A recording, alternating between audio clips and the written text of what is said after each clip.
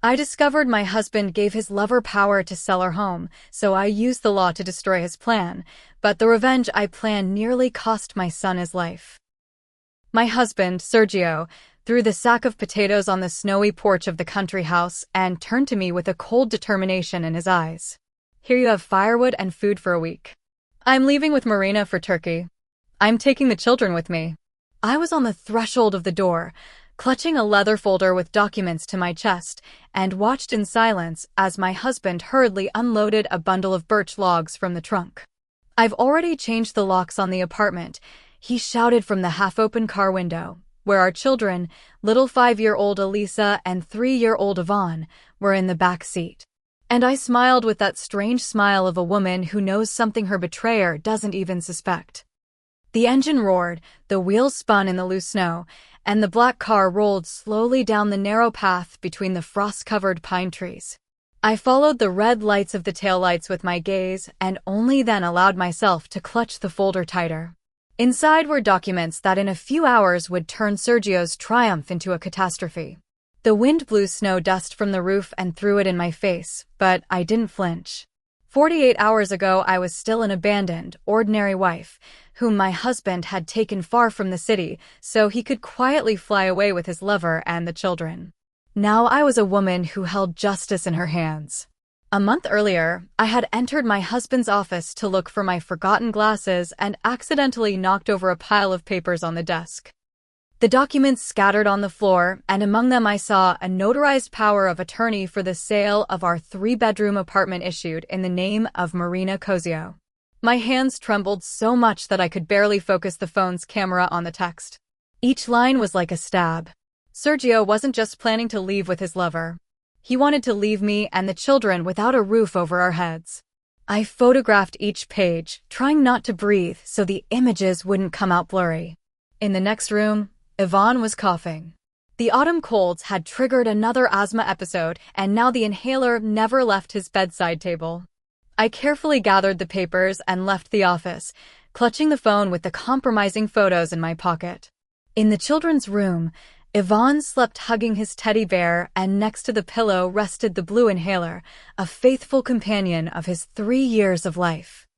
I adjusted the blanket and kissed my son on the forehead, already knowing that the next morning I would go to the notary. Maria Victoria's office smelled of coffee and expensive perfumes. The notary carefully examined the documents I brought her and shook her head with a professional gesture. Technically, everything is in order, but you have the right to revoke any power of attorney issued in your name, she explained, taking forms from her desk drawer. I signed the papers with the cold concentration of a surgeon in an operation. Revocation of all powers of attorney for the sale of real estate. Temporary reassignment of custody of the children to my mother, Valentina Perez. Each signature was an act of revenge, meticulously planned and legally flawless. The documents will take effect in 1 month, on December 15th, the notary said, stamping the seal. I nodded. Just for that date, Sergio had planned the trip to Turkey. I had seen the printouts of the tickets on his phone. The night before the departure was spent in the usual hustle and bustle. Sergio rushed around the apartment packing the children's suitcases and talking on the phone with Marina, who called every half hour with new demands and whims. Don't forget Yvonne's inhaler, I reminded him, putting a spare inhaler and a packet of prednisone in the boy's backpack. I prepared dinner as always, with care and affection, but in my husband's glass I discreetly dissolved a crushed sleeping pill. Sergio needed to sleep soundly so I could take his phone and send a message to my mother. Tomorrow, I'm bringing the children to you for a week. Valentina Perez was forewarned and awaited that message as a signal to act. The sleeping pill took effect faster than expected. Sergio fell asleep right at the table with his head on his arms. I carefully took the phone from his pocket and wrote the necessary message. Send. Done. Now my mother officially knew that the next day she was to pick up her grandchildren and the custody documents gained legal force. In the morning, I woke the children earlier than usual. Yvonne was coughing and complaining, asking to stay home with me, but I hugged him tight and whispered, Dad will show you the sea, my love. I checked that the inhaler was in the boys' backpack and kissed them both with a special tenderness, not knowing when I would see them again. Elisa chattered happily about the upcoming trip while Yvonne clung to me, sensing my tension with his child's heart. In the back seat, Marina was already waiting with a new fur coat, a flawless manicure, and the cold eyes of a woman accustomed to getting what she wants at any price. She didn't even greet me, just looked at the time on her expensive watch. Sergio was hurriedly loading the suitcases into the trunk, nervous about the morning's delay. He was sure of his plan: leave me at the country house without communication, fly with the children and his lover, and upon return, present the sale of the apartment as a done deal. A simple and cruel calculation of a man who thought he was smarter than everyone else. I stood on the porch and waved goodbye to the car. Under my arm, I carried the leather folder with copies of all the documents, my insurance, and proof that sometimes betrayal turns against the betrayer. The snow crunched under my feet as I returned to the house and, for the first time in a month, I allowed myself to truly smile. The check-in counter at the Mexico City International Airport buzzed with the voices of passengers and announcements in 3 languages. Sergio confidently handed over 4 passports, his, Marina's, and the children's. Elisa twirled around, admiring the bright posters of Turkish resorts, while Yvonne clung to his father's leg, still sleepy from the morning's journey. The employee behind the counter examined the documents, turning pages and comparing photos with faces. Her eyebrows slowly furrowed and Sergio felt the first prick of anxiety. "Do you have the mother's notarized permission to take the children out of the country?" she asked, looking up. Marina nervously drummed her painted nails on the plastic surface of the counter. Her new coat was unbuttoned, revealing an expensive aquamarine dress. She was already imagining herself strolling on Turkish beaches. "What permission? I'm the father," Sergio replied, bewildered. But the employee was already calling security. Elisa started to whimper, sensing the adult's tension. Yvonne pulled on his father's jacket sleeve and whispered, "Dad, I want Mom." Sergio mechanically patted his head, not taking his eyes off the young woman's face as she typed quickly on the computer. 10 minutes later, they were taken to a small office belonging to the shift supervisor of the border service. The uniformed officer methodically checked the database. While lines with official information appeared on the computer screen, Marina shifted in her chair and constantly looked at her watch. Her flight was leaving in an hour and a half. As of today, temporary custody of the minors Elisa and Yvonne Solano rests with Valentina Perez, the border guard read in a monotonous voice from the screen. Sergio felt the floor sink beneath his feet. He instinctively reached for his phone in his pocket, but it was empty.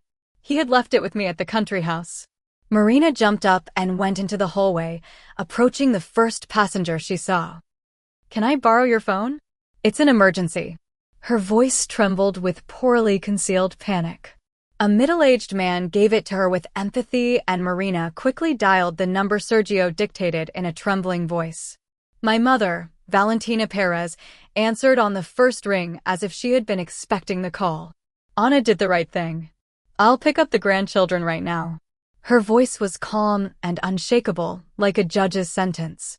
Sergio snatched the phone from Marina's hands and shouted something incoherent, but my mother-in-law had already hung up. Just then, Yvonne began to choke.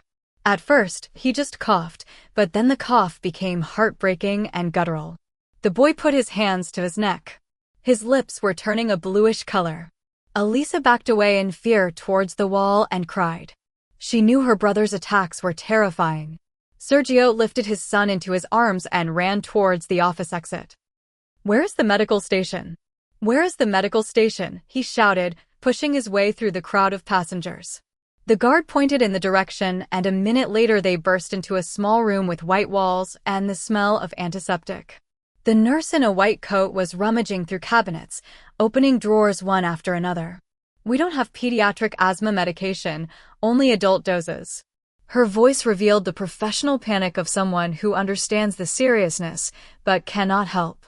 Yvonne was gasping in his father's arms. His little chest was heaving convulsively. Elisa was in a corner, crying and hugging her favorite doll. Marina went to the window and took out her own phone, typing a quick message. Her face was tense, but not from concern for the child. She was solving her own problems while Sergio fought for his son's life. The ambulance arrived in 8 minutes that felt like an eternity. The paramedic, an older man with tired eyes, quickly examined Ivan and injected him with prednisone. "It's a severe attack. He needs hospitalization," he said, placing the boy on the gurney. The oxygen mask covered half of his little face. Sergio sat next to his son in the ambulance without letting go of his hand. Elisa snuggled onto his lap and sobbed quietly. The paramedic monitored his pulse and pressure, giving short orders to the driver. "Faster, saturation is dropping, attack is too strong. There could be cerebral edema." Sergio heard fragments of the doctor's conversation. Those words hit him harder than any physical blow. He looked out the back window and saw a yellow taxi driving away from the airport in the opposite direction. Marina had disappeared, leaving them alone with the catastrophe. The vehicle sped along the snowy highway. The siren cut through the winter twilight with blue flashes. Ivan lay motionless. Only his chest rose and fell faintly under the oxygen mask. Sergio prayed for the first time in months, awkwardly, desperately, promising all the saints anything in exchange for his son's life.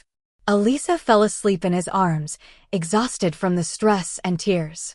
The paramedic checked the instruments and shook his head. The boy's condition remained critical. Outside the window, the lights of Mexico City passed by, indifferent to their tragedy. And Sergio understood that his former life was over forever. In his jacket pocket were the tickets to Turkey, now turned into useless pieces of paper. Marina had fled with her dreams of a new life, and I had turned out to be more cunning and ruthless than he had imagined. But none of that mattered now. Only Ivan mattered, fighting for every breath under the plastic mask. Like this video so that YouTube knows you are interested in these video stories and recommends more quality tales. The children's hospital emergency room greeted them with the smell of chlorine and the sounds of medical equipment. The doctors in white coats quickly transferred Ivan from the ambulance gurney to a hospital one, continuously monitoring his condition. The boy lay still with the oxygen mask hiding half his face and sensor wires connected to a portable monitor. Sergio tried to follow them, but a burly guard blocked his path. "Medical personnel only. Wait in the hallway." His voice allowed no argument. Elisa clung to her father's jacket, sobbing and repeating, "Ivancito, Ivancito." The resuscitation room doors closed, leaving them in the sterile silence of the hospital corridor. In the parking lot in front of the main entrance, my mother Valentina Perez's old Toyota pulled up. I got out of the car and walked quickly towards the door. My face was pale but determined. I knew this moment was inevitable, the encounter with my husband, who was just beginning to understand the magnitude of what had happened. The resuscitation hallway was long and narrow, lit by a cold neon light. Sergio was leaning against the wall, unshaven, in the wrinkled shirt he had put on that morning for the trip to Turkey. His knuckles were bloody. He had punched the wall to release his helpless rage and despair. Upon seeing me, something broke in his eyes. "What have you done? What have you done to our son?" he shouted, grabbing me by the shoulders. But the shout was not so much of anger as of horror at the fact that his own actions had led to the catastrophe. I looked at him in silence without trying to break free. Elisa saw me and ran to me crying, "Mom, Ivancito isn't breathing. Ivancito is blue." The girl buried her face in my coat, seeking protection from the nightmare unfolding around her. My mother approached and silently hugged her granddaughter, pulling her away from her shouting parents. The head of resuscitation was a man in his 50s with the tired eyes of a doctor who has seen too many childhood tragedies.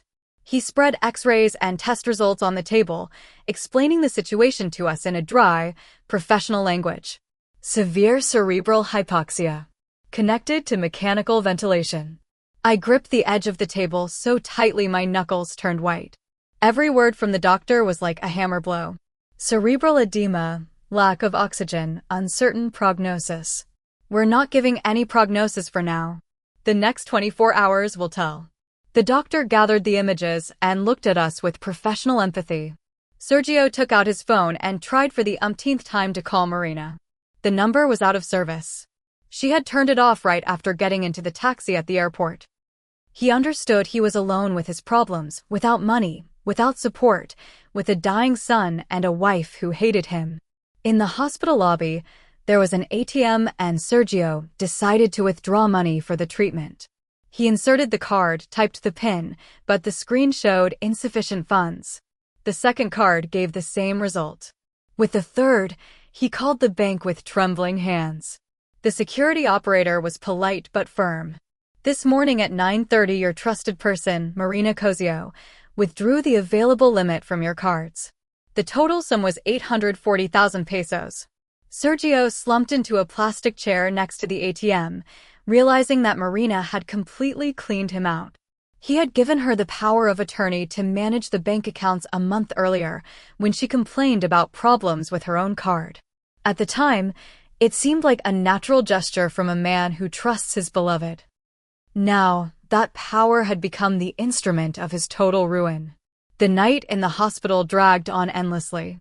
I sat in the resuscitation room on a hard chair next to my son's small bed. Ivan lay motionless, connected to multiple machines that monitored every beat of his heart, every artificial breath. His little hand was cold in my palm. The monitors beeped monotonously, showing weak brain activity. The doctors came in every hour, checked the indicators, wrote in the chart, but their faces revealed nothing. I did not leave the bedside, whispering something inaudible to my son. I prayed to a God I didn't believe in.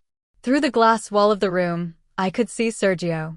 He was sitting on the hallway floor, leaning against the wall and crying silently, as adult men cry when their world collapses. Elisa slept on his lap, covered with his jacket. My mother was dozing on a nearby bench. At dawn, Ivan's condition stabilized, but the doctors still gave no prognosis. I spent the night awake, holding my son's hand and thinking that my revenge had backfired on me.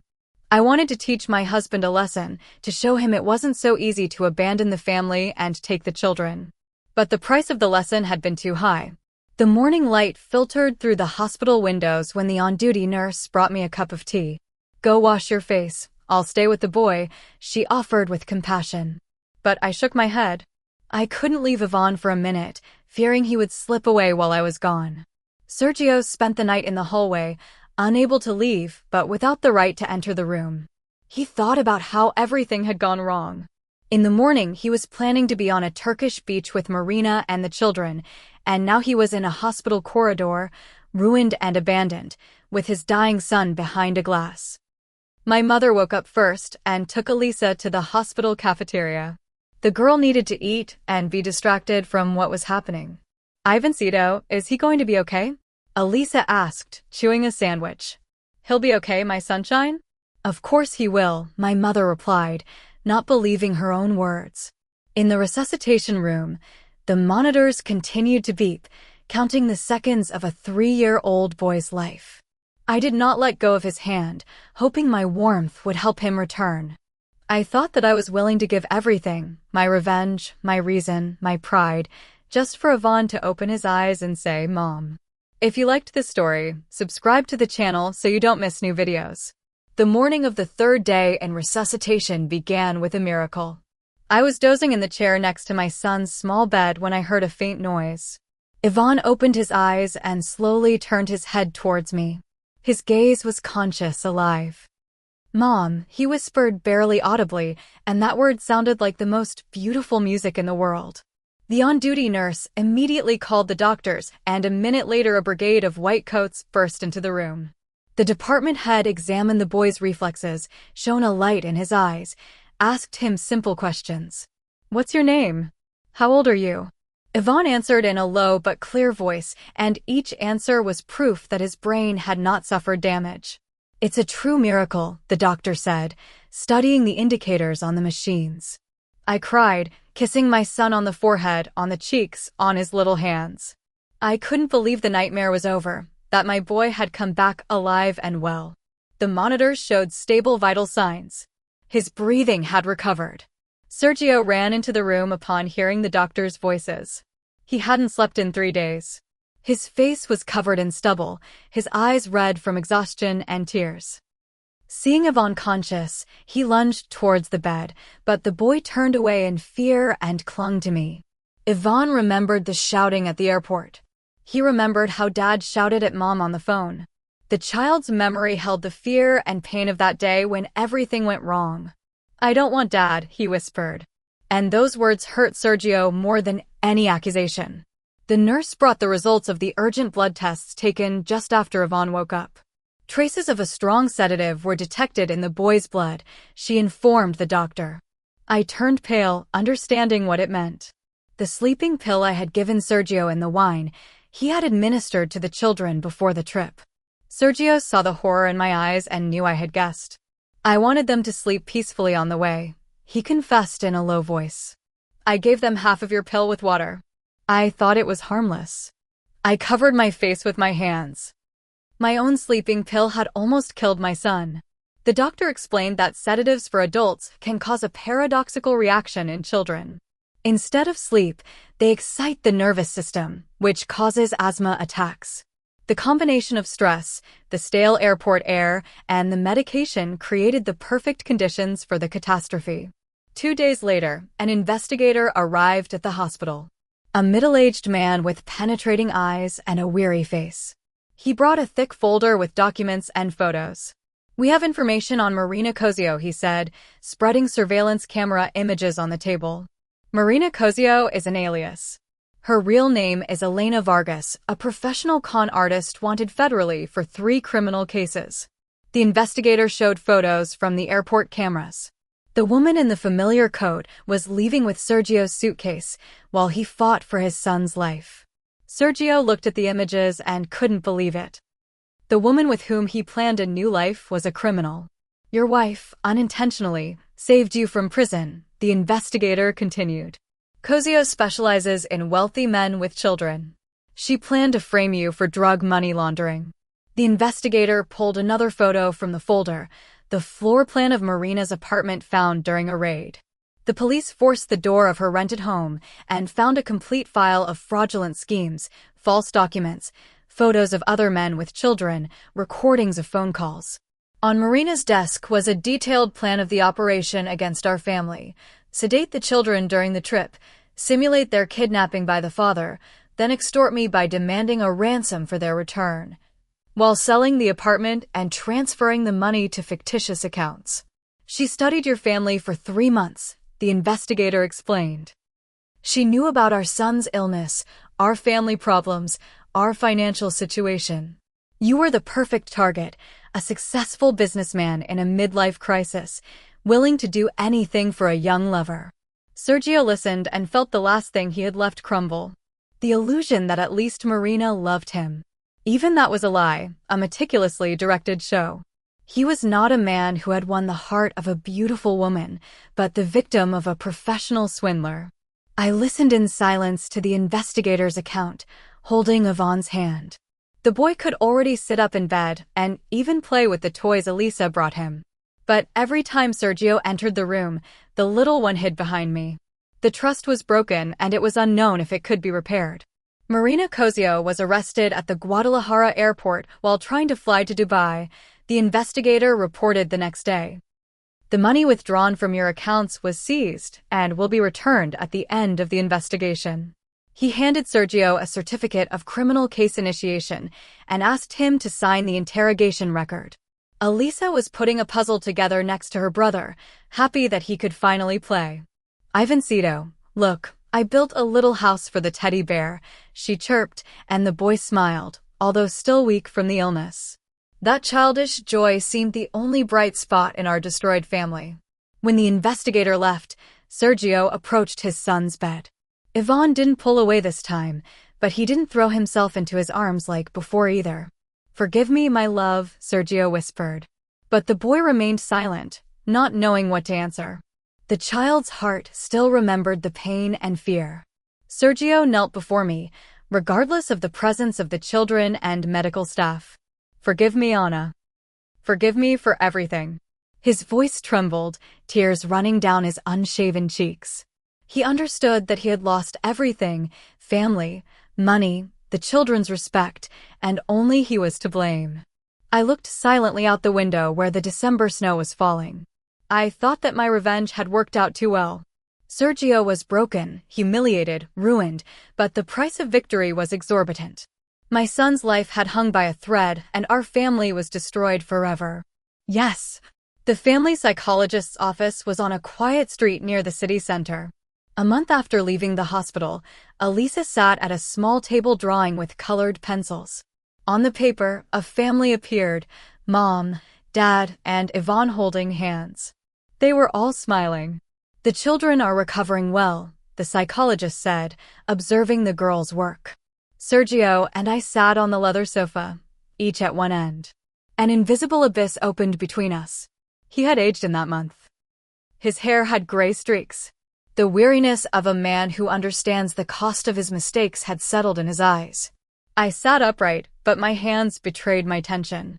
My fingers gripped the handle of my purse tightly, whitening my knuckles. Yvonne still avoids physical contact with his father, the psychologist continued, flipping through her notes. It's a normal protective reaction after a trauma. Trust is rebuilt slowly, especially in children of that age. The boy was playing in a corner of the office with wooden blocks, glancing at us from time to time. Elisa looked up from her drawing and looked at the psychologist. Why doesn't Dad live with us? Ivancito asks, when is Dad coming home? Her childish question hung in the air, and we adults didn't know what to answer. I turned to the window. Sergio clenched his fists. The psychologist gently explained to the girl that sometimes adults make decisions that change the life of the whole family. But that doesn't mean Dad has stopped loving you, she added, looking at Sergio. He nodded, not trusting his voice. Words of love sounded bitter when you yourself have destroyed what you loved. The Reforma District Courthouse building greeted him with gray walls and the smell of stationery. The marriage dissolution hearing was scheduled for 10 in the morning.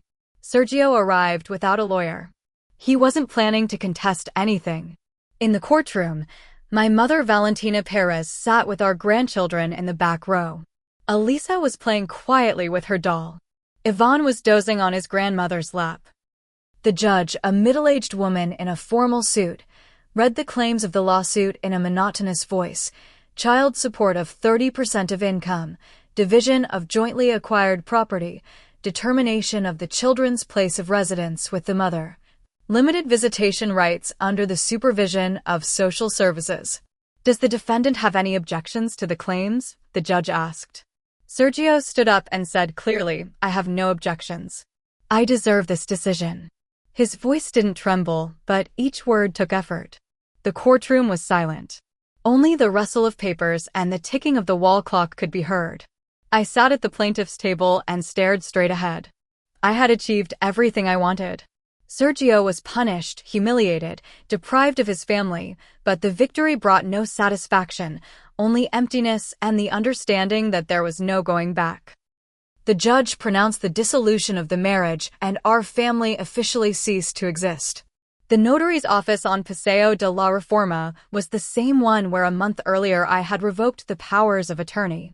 Now I was signing the sales contract for the country house, the same place where my husband had left me with a sack of potatoes and a bundle of firewood. The buyer, a young family, was transferring the money to my account. The sum was enough for Yvonne's treatment in a German clinic. Documents processed, transaction completed, the notary said, stamping the final seal. I put the papers in my purse and went out to the street where Sergio was waiting by the entrance. He had come to say goodbye to the children before their trip to Germany. My mother was with the grandchildren in the car, not wanting to meet her ex-son-in-law. Sergio looked lost against the backdrop of the elegant shop windows of Reforma. He was renting a one-room apartment in a peripheral neighborhood. He worked as a manager in a small company.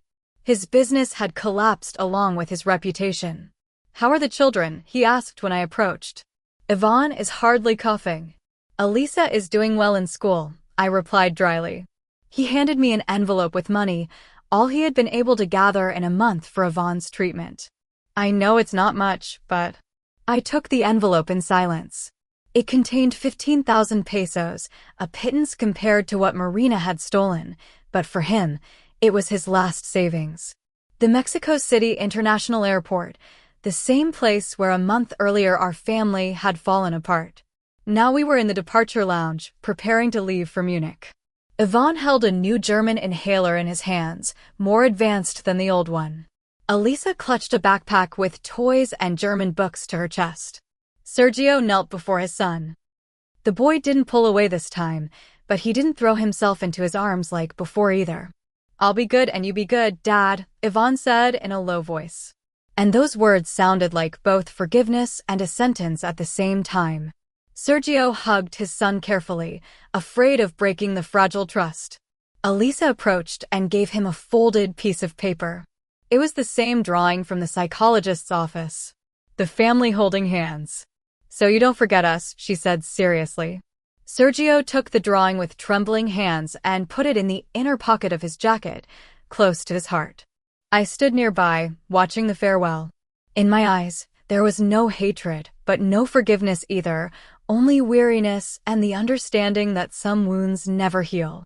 I nodded dryly to my ex-husband formally, like an acquaintance with whom I no longer share a path.